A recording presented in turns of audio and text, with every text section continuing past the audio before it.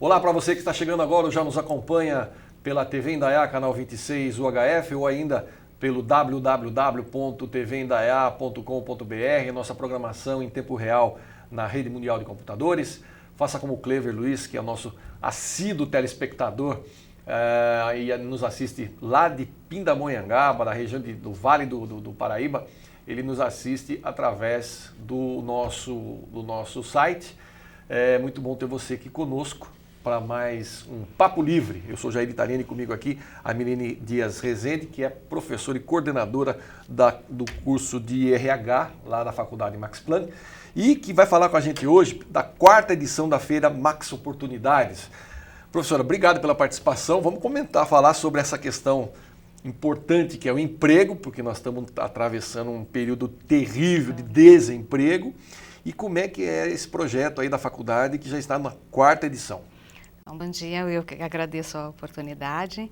A 4ª edição, esse é um projeto que foi concebido pelo curso de RH em 2013, que ele tem um objetivo de aproximar as oportunidades de trabalho nas empresas e o profissional que esteja disponível no mercado ou aqueles que queiram mudar de área ou buscar uma nova posição.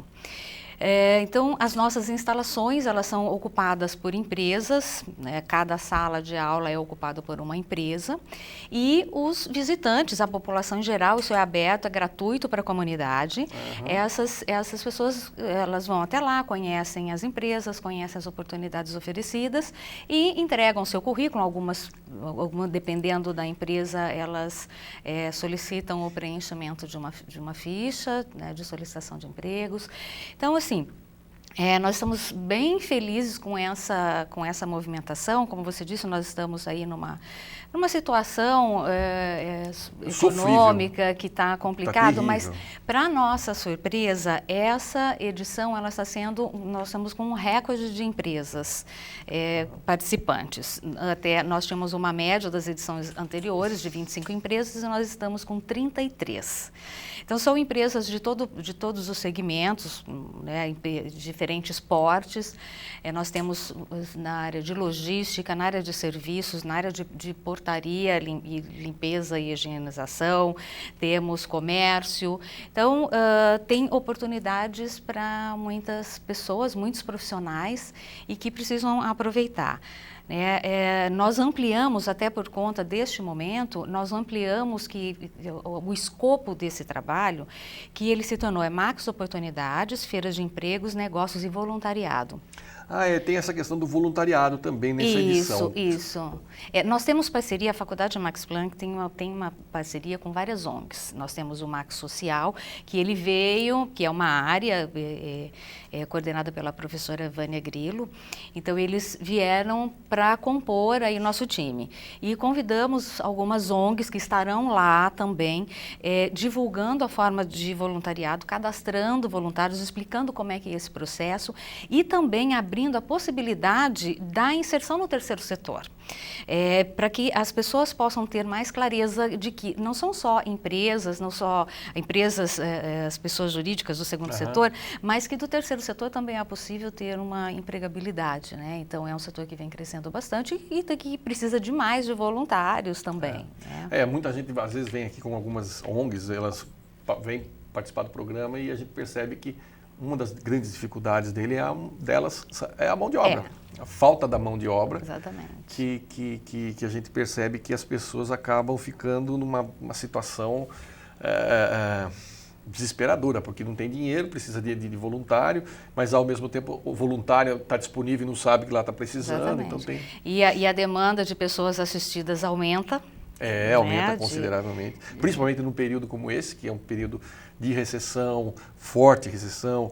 Nós temos aí, acho que o ano que vem também com essa recessão considerável. Eu estava vendo os indicadores aí, os especialistas dizem que esse ano aqui nós vamos ter uma recessão aí na ordem de 3,7% a 4%, e para o ano que vem já está projetado 2 e alguma coisa.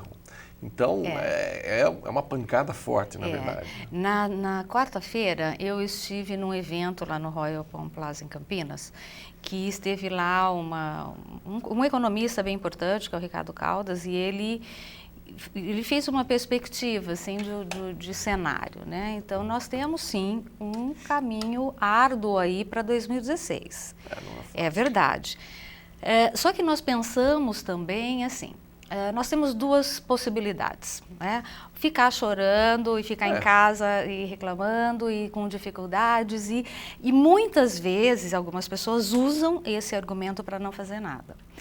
Nós estamos adotando, e até esse projeto ele tem esse objetivo também, nós estamos adotando outro caminho, que é assim, ok, nós temos um cenário, mas como é que a gente pode fazer uma limonada do limão, né? Como é que nós podemos, quais as alternativas, quais são as oportunidades que nós podemos proporcionar? Né? Então, tem algumas empresas, por exemplo, pequenas empresas, que às vezes elas não são olhadas muito, porque muitos profissionais querem as grandes empresas, claro, as multinacionais, que têm aí um pacote de benefícios atraentes. Exatamente. Mas também tem oportunidades de trabalho muito interessantes em empresas médias e até de pequeno porte. Em segmentos, em áreas que são segmentos que podem aí demandar uma chance de trabalho.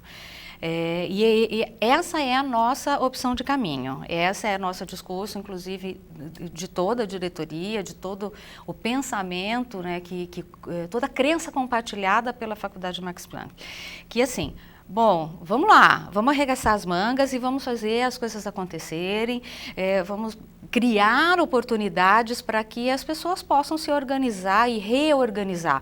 Muitas vezes a gente vai ter que fazer muitos ajustes nas nossas vidas. Né? Todo mundo vai ter. E essa também é uma oportunidade de discutir sobre isso nessa feira, de conversar com as empresas, de ver como que as coisas estão acontecendo, que caminhos que eles estão adotando, até para ver como esse profissional pode se adequar em termos de qualificação, de perfil, para esses caminhos que essas empresas precisam, que elas querem adotar, né? Estão seguindo. Tem também algumas oportunidades, por exemplo, nós vamos estar lá com uns representantes, com uma das supervisoras importantes da região, da Mary Kay, por exemplo, que você pode se tornar uma consultora, e tem muita gente sustentando famílias de 3, 4 filhos com essa fonte de renda, né? Então, tem alternativas, tem uma outra empresa que ela trabalha nos segmentos de perfumaria, que ela também busca representantes. Então, tem esse nicho também, né? Nós temos a TK Logística também, que é uma empresa bem importante, eles estiveram conosco na edição passada, né, na 3ª edição, que é uma grande empresa, uma multinacional que também está com posições na área de logística, que nós estamos chamando, né, a população para irem lá participar, conhecer essas oportunidades. É um pessoal muito acessível. Nós temos também uma empresa que é fabricante e que comercializa também válvulas. Temos empresas tem consultorias e tem agências de emprego também. Essas agências, elas trabalham vagas muitas vezes confidenciais. Então, as empresas que estão com essas contratações, elas não querem aparecer, não querem ser identificadas. Até que seja no momento da até que seja que o processo seletivo já tenha avançado. E essas consultorias, elas representam muitas dessas empresas. Nós temos também uma sala que ela é ocupada por um painel de vagas, que são vagas captadas de empresas que até por uma razão ou outra não puderam estar conosco, né, não estarão conosco amanhã, e que também nos enviaram as suas oportunidades, né, as suas vagas, e até aquelas vagas mais críticas que eles têm dificuldades de contratação, e até para chamar essas pessoas para conversar, para explicar, e muitas até para capacitar essas pessoas, porque assim, uma hora a gente vai passar, vai sair dessa crise. Essa coisa tem que passar, uma hora tem que sair. Não é a primeira que a gente vive. Né? O problema é que o Brasil ele vive o voo da galinha, né? Nós não temos políticos com visão estratégica, visão de longo prazo, é tudo de 4 em 4 anos. Então é assim, para se manter. Então, embora esse pessoal que está aí há mais de 10 anos, eles estão tentando se manter no poder, mas é sempre uma visãozinha de curtíssimo prazo. Exatamente. E aí fica difícil a economia E quando se faz uma carga homérica, como foi feita agora recentemente, você quebra tudo que vinha sendo feito, ou seja, começa tudo de novo. Exatamente. E eu já falei isso outro dia no programa e vou repetir. O Abílio Diniz fez um pronunciamento esses dias aí em Nova York, dizendo: o Brasil está em liquidação. Todo mundo saiu bravo com ele, eu também fiquei meio bravo na hora, falei: nossa, por que esse cara está falando uma bobagem dessa? Mas depois eu entendi, na verdade, o que ele quis, porque a mídia, na verdade, jogou como uma coisa jocosa, dizendo para ele que ele estava queimando o nome do Brasil, mas não. Na verdade, pessoas como ele, empresários como ele, que tem muito dinheiro, ele disse: olha, o Brasil está em liquidação, vamos pôr dinheiro lá, vamos investir lá, porque lá agora é o momento de pôr dinheiro no Brasil. Então foi bem pelo contrário do que tentou se passar a imagem. A mesma coisa, você está com dinheiro na carteira, tá carteirudo e tem uma loja oferecendo descontos muito bons por umas coisas que você quer. Você fala: puxa vida, então é a hora de fazer negociação e conseguir o melhor preço. Melhor preço. Sem dúvida, então, assim, então a gente percebe que tem gente ainda com essa expectativa. Enquanto essa aura de que aqui tem oportunidade prevalecer, eu acho que a gente vai conseguir sobreviver. É uma pena que poucos vão ter essa oportunidade. A maioria das pessoas está passando por essa questão do desemprego, mas tem essas alternativas, como você falou. Eu conheço uma família em Campinas, o marido está desempregado também, uma pessoa que já passou dos 50 anos, aquela coisa toda, perdeu o emprego de repente, parará. A mulher sustenta a família fazendo bijuteria e vendendo bijuteria. É isso. E mantém. É essa visão que a gente quer estimular, sabe? É isso que nós estimulamos nos nossos alunos também, que é a opção. Eu posso ficar de braços cruzados e ficar chorando, mas eu posso ter uma postura proativa e vamos lá. Vamos lá, vamos fazer as coisas acontecerem. E a gente tem, eu especialmente, como coordenadora do curso de RH lá da Faculdade Max Planck, eu tenho muito orgulho desse projeto, sabe? Porque muitas pessoas nas edições anteriores saíram empregadas de lá. Teve uma empresa participante que ela contratou no dia da feira e deixou algumas entrevistas engatilhadas já para segunda, para terça-feira seguinte. Ela contratou já 11 pessoas. Nossa! Quer dizer, foi um evento que a gente conseguiu ajudar 11 pessoas que estavam disponíveis no mercado. Diretamente, né? Exatamente. Então, isso para a gente, eu fico muito feliz com isso, porque nós não temos só um papel de preparar profissionais para a área de RH. Eu acho que o profissional de recursos humanos ele precisa ter essa visão de que nós trabalhamos com pessoas. No nosso curso, nós não formamos assim profissionais de RH, nós formamos pessoas para trabalharem na área de RH. E esse projeto do Max Oportunidades, ele é um dos projetos do curso onde o aluno também, os nossos alunos, em peso trabalham, dando toda a assistência para essas empresas e também prestando serviço à comunidade, ajudando essas pessoas. Como que ela pode tornar o seu currículo mais atraente?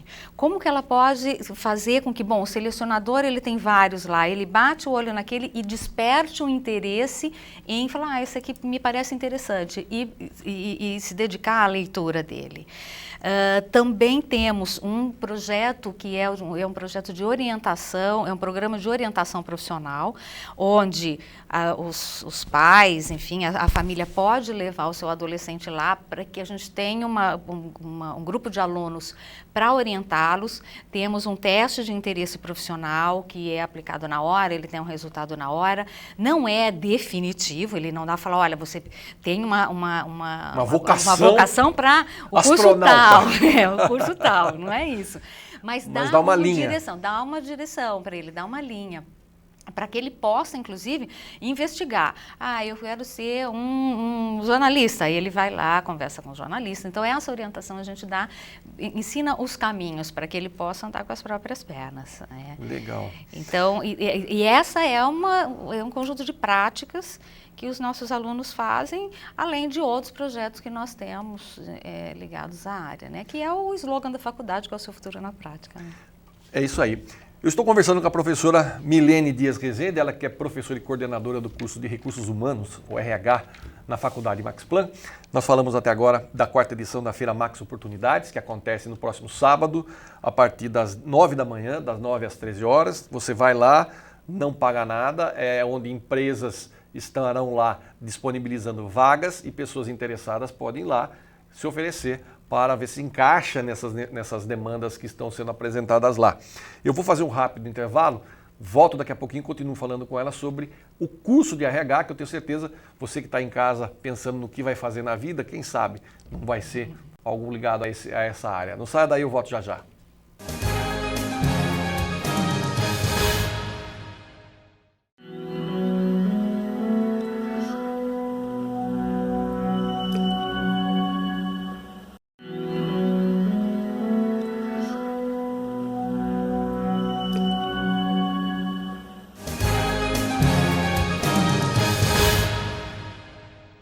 Estamos de volta com o nosso Papo Livre e agora continuando aqui com a professora Milene Dias Rezende, ela que é professora e coordenadora do curso de RH, Recursos Humanos, que é da Faculdade Max Planck. Eles estão promovendo a quarta edição da Feira Max Oportunidades, a gente volta a falar rapidinho no final desse bloco. Mas, professora, vamos falar do curso de RH. O que exatamente faz o aluno que ingressa nesse curso e ele vai sair para prestar que tipo de serviço no mercado? Isso. O curso de tecnologia, ele é um curso de 2 anos e que ele tem um objetivo de desenvolver técnicas, aprofundar a utilização dessas técnicas, claro, entendendo de onde ela vem para onde ela vai, né? Quais são os subprodutos dela. E para que ele tenha, nós montamos uma matriz curricular para que ele tenha a possibilidade de sair de lá apto a aplicar essas ferramentas, né? Então, essa estrutura, ela prevê nas áreas de atuação, né? A área de recursos humanos, ela tem um leque bastante amplo. Normalmente, as pessoas acabam entrando, tem caminhos iniciais, tá? Então, tem a parte de departamento pessoal, que é onde faz folha de pagamento, benefícios, toda a parte de admissão de funcionários, de desligamentos, enfim, toda essa parte mais operacional da área. Ele pode ingressar também na área de recrutamento e seleção, que é onde ele faz o processo seletivo dos profissionais, o ingresso desses profissionais nessas empresas, e em relação para dentro da organização, onde ele se torna um consultor interno, que esse cliente dentro da empresa, que é um gerente de uma determinada área, por exemplo, para que tipo de demanda que ele tem para treinar os funcionários dele, como é que ele pode... Hoje, uma das grandes dificuldades é desenvolver o técnico em competências de liderança, por exemplo. Então, nós temos excelentes engenheiros que eles não têm a menor habilidade para lidar com pessoas. E as questões do feedback numa avaliação de desempenho. Então, o profissional de RH, ele treina esse gestor para que ele possa fazer dessa ferramenta de gestão algo extremamente útil para o desenvolvimento da equipe dele. Fornecendo feedback, dizendo para o funcionário dele, olha, isso aqui está muito legal, você precisa melhorar nisso, nisso e nisso. De que forma que a gente pode fazer isso? Vamos estabelecer um plano de ação. Você precisa de um curso, você precisa de um estágio, como é que a gente vai desenvolver isso? E estabelecer um plano de ação para que ele seja acompanhado ao longo do tempo. O papel do profissional de recursos humanos, neste caso, é fornecer, qualificar, preparar esse gestor para fazer, tanto no processo em si, quanto nos aspectos mais intangíveis desse processo, que é o feedback de olho no olho com esse funcionário, que é assim, é um desafio, não só para os gestores, mas é geral, assim, acho que em todas as áreas das nossas vidas, né? Então, a gente acaba assim, passando por cima, e aí a hora que chega lá na frente, essa pessoa é demitida e ela nem entende por quê. Vai olhar lá atrás, pô, mas eu estava fazendo isso errado, mas não tinha consciência disso, por que não me foi sinalizado? Por que não me disseram, por que não me sinalizaram? Né? Então, isso é muito injusto e é um desperdício, a empresa joga muito dinheiro fora por conta disso, né? Porque aí o processo de admissão, de demissão e contratação para repor essa posição é muito oneroso. Então, além disso, toda a parte de treinamento, desenvolvimento de equipes, questões de campanhas motivacionais, entrevistas de desligamento, orientar as pessoas sobre a segurança no trabalho. As pessoas sabem que elas têm que usar, dependendo da empresa, ela tem que usar o seu EPI, ela tem que usar um óculos, né, ela tem que usar um protetor auricular, ela tem que usar um capacete, ela tem que usar uma bota, luva, um avental, etc. Algumas pessoas não usam. Por que elas não usam? Elas sabem do risco. Está escrito em tudo quanto é lugar. O pessoal, os profissionais, os técnicos e engenheiros de segurança do trabalho fazem muito bem o seu papel. Mas tem uma questão mais comportamental que a pessoa fala, isso aqui incomoda. O óculos é ruim. O protetor auricular, ele me atrapalha. Eu trabalho já há 28 anos nessa área e eu conheço o funcionamento de muitas organizações.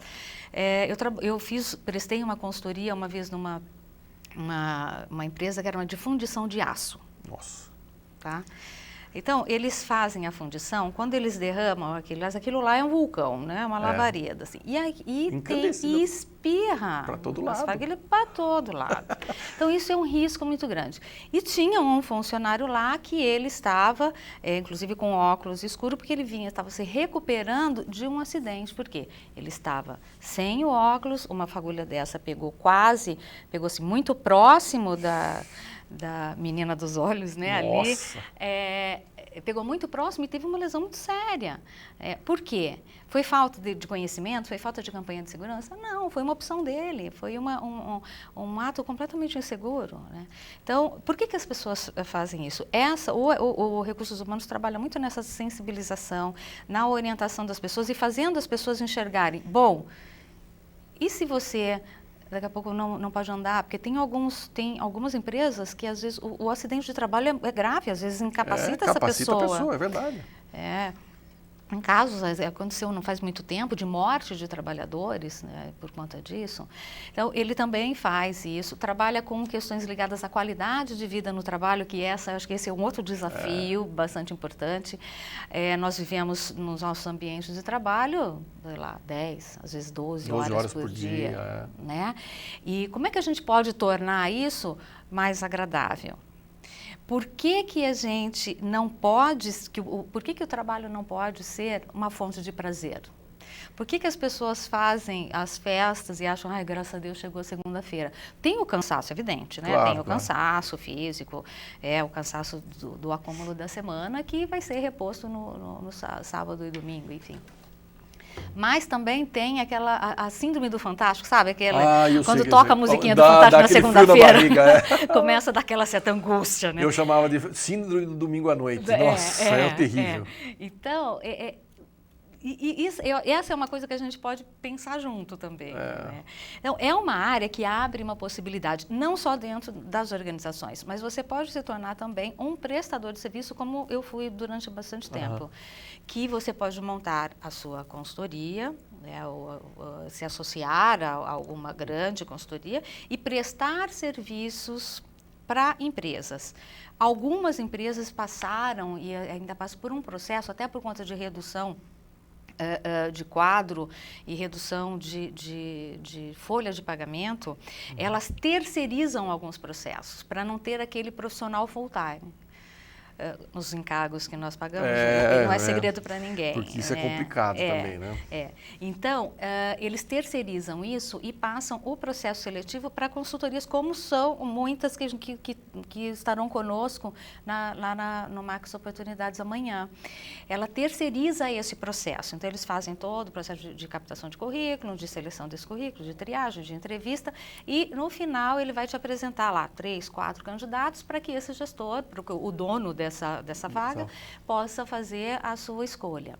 Uma outra área que também é muito terceirizada, que é o departamento pessoal, a folha de pagamento. Muitos escritórios, às vezes de contabilidade fazem, né? Que tem o seu profissional de RH lá, que ele faz toda essa parte de folha, para facilitar até para que a empresa e os profissionais de recursos humanos que estejam lá dentro possam fazer uma dedicação exclusiva ao negócio daquela organização. Porque o recursos humanos, ele tem que, isso é uma coisa que a gente estimula muito nos nossos alunos, que eles precisam ter essa visão de negócio.